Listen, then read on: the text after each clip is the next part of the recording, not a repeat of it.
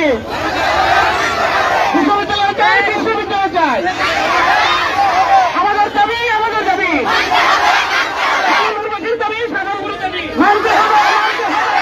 আমাদের দেশনেত্রী বেগম খালেদা জিয়া মরহুমা, উনি শান্তির প্রতীক, উনি দেশ মাতা, উনি সবসময় শান্তি প্রিয় মানুষ ছিলেন।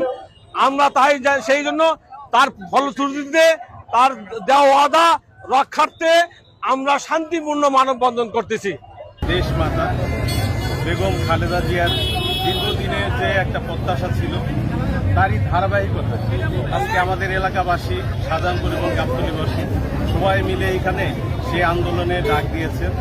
উদ্দেশ্য একটাই, আমাদের এইখানে যে বিজ্ঞান ও প্রযুক্তি বিশ্ববিদ্যালয় হওয়ার কথা ছিল, এটা সম্পূর্ণটাই সবকিছু হয়ে গেছে এবং আমাদের জমি থেকে শুরু করে সবকিছু এখানে সার্ভে টার্ভে করা কমপ্লিট হয়ে গেছে।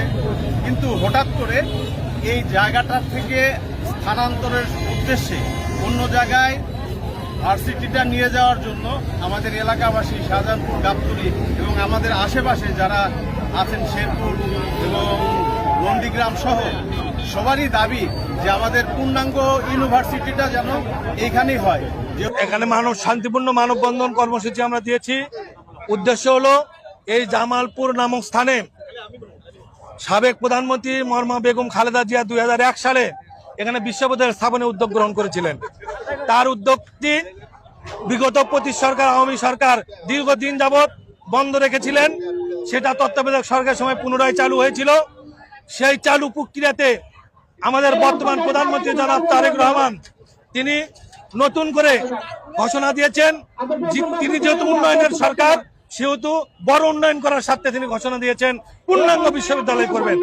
পূর্ণাঙ্গ বিশ্ববিদ্যালয় এই বিজ্ঞান প্রযুক্তি বিশ্ববিদ্যালয় নির্ধারিত স্থানে, এখানেই মাননীয় প্রধানমন্ত্রীকে আমরা সড়কে এই জামালপুর নামক স্থানে সেখানে তার সঙ্গে কথা বলেছি, তিনি এখানেই করার প্রতিশ্রুতি দিয়েছেন।